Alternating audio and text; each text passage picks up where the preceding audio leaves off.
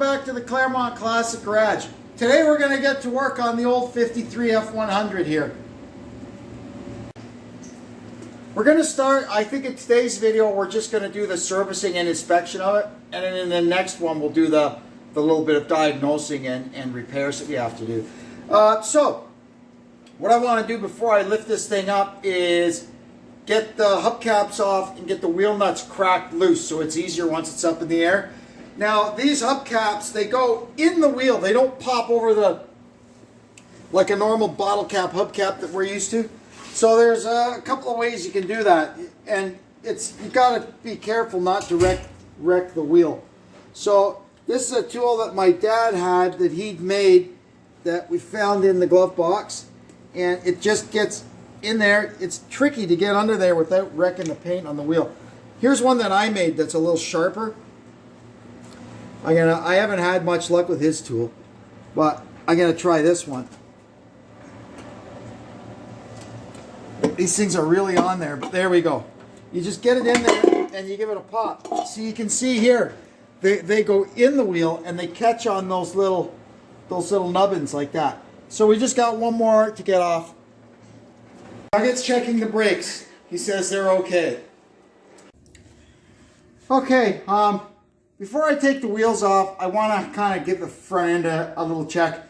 I do remember years and years ago, we took this all apart and we put ball joints and rebushed the control arms and all that stuff. But I just want to make sure it's still tight. So, first thing I'm going to do is go like this, side to side. And we're feeling for any play. Most of the time, what'll be bad on this, you'll feel a clunk, clunk, clunk, and you look and the idler arm will be going up and down like that, or you'll have a bad tie rod in or something. But this is all good and tight. Then we're going to go this way like this, and you'll feel just a little play in there, and all that is the wheel bearing. What we'll do next, we'll put the jack under it and jack the weight onto the control arm to get it off the rebound bumper, and then we'll be able to check the ball joints. But I'm going to go do the same job on the other side, then I'll be back. So now we're checking the ball joints. So we've got the jack underneath the lower control arm, and we've pushed the suspension up to get it off the rebound bumper at the top. Now we'll see if we've got any more play than we had before, and we don't. So the ball joints here are good. You can even, if you're not sure what you're feeling, you can reach around the back and get your finger on the, if you get your finger between the brake rotor and the spindle, you'll feel that the brake rotor moves but the spindle doesn't. That means basically that the play you're feeling is in the bearings. I'm going to pop these caps off and see if I could tighten them up maybe one click, because I do feel a little feathering on the tires here. So we might do that, and then when it's down, I'll put it on the turn plates, and we'll check the toe and see where that's at. So I've pulled the left rear drum off, and the first thing I can see is it's got a leaky axle seal. I can also see that the push rod or the crossbar for the parking brake is out of its little groove there. That's no good. Let's see what we find on the other side. This side, everything looks good. It's nice and dry. Everything's in place as it should be. All right, now we're going to make sure the wheel cylinders are free. Go ahead, Deb, push it. Okay, release. Push. Release. All right, when you do this, you only have one drum off at a time, or it'll push so much fluid and push the brake so far apart, you can actually make the wheel cylinder start leaking. So I'll pop this drum back on and we'll go check the other side, and I'll be back in a sec. Okay, so I'm just going to have a look at things under here. Make sure the exhaust is good and tight. The shock absorbers are not leaking. We're going to move forward here. Thank you. Check the drive shaft. Oh, the U-joints are still shiny. That's all good. Everything looks good back here. So I'd say we're in good shape. We just got to change that wheel seal and fix up the brakes. You can see here we've got a leak, and looking up, the steering box is here, but I rolled the thing forward a foot before I jacked it up, so it's the steering box that's leaking, and it's kind of buried in there. So we're gonna try mechanic in a can first before we go too crazy, start trying to pull the steering box out of this thing, because that would be a big job. So we'll see what a can of stop leak does for it, and we'll go from there. Aside from that, everything else under here looks a-okay. Nothing else really looks like it's leaking or dripping or broken or cracked or anything like that. It all appears to be in good order. You can see here where the frame was notched out and the Volare K-frame was put in.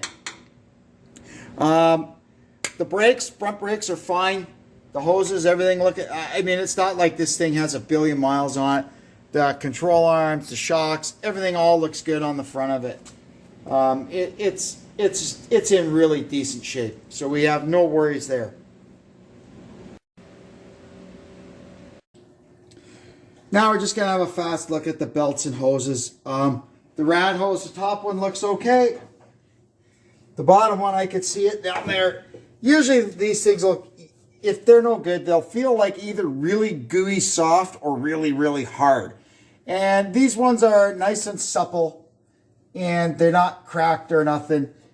This alternator belt, it could definitely use a new one of those. And the steering belt as well. And what do I see here in the timing cover? A leak. What is it? Motor oil. So we'll have to have a look where that's coming from.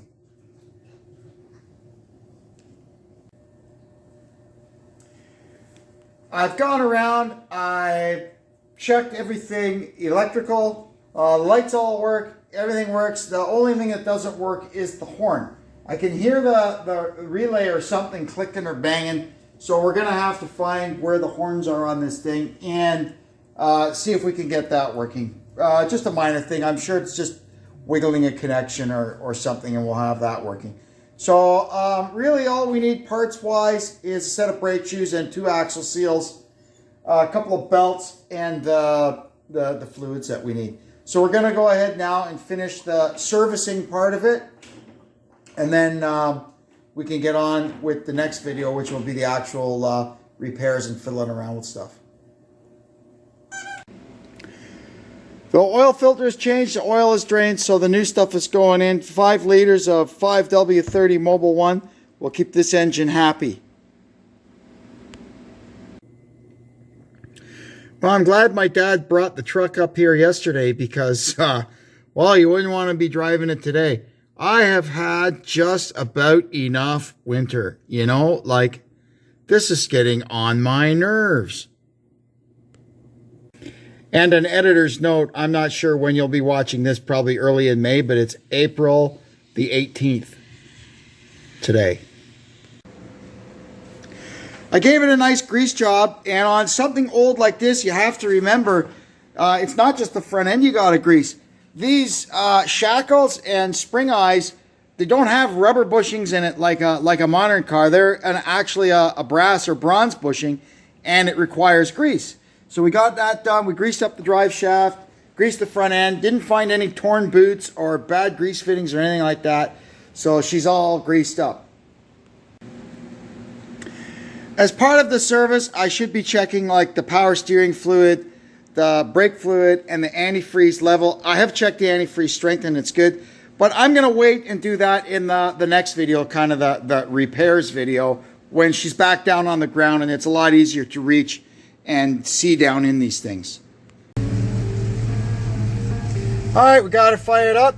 The oil pressure has come up. Man, that's good oil pressure in it.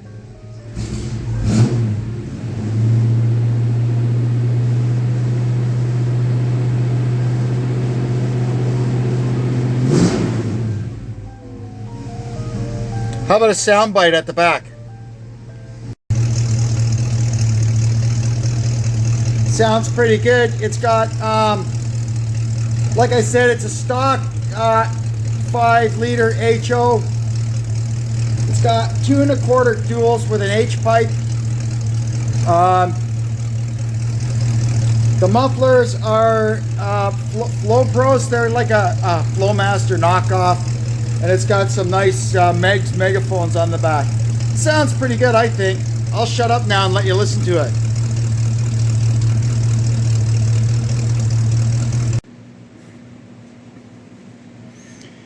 After running it for a minute, shut it down. The oil level is good.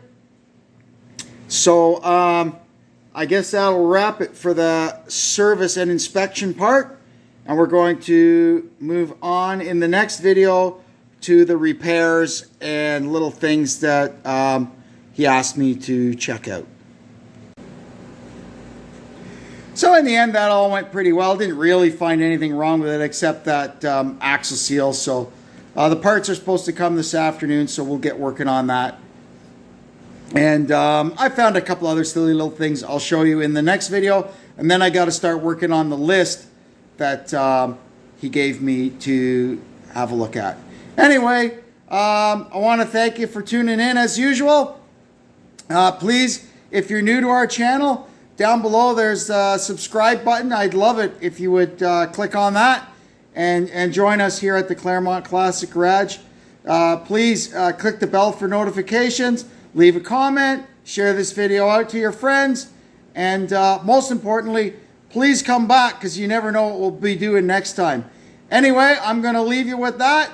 And this is Kevin checking out from the Claremont Classic Garage. Thanks and so long.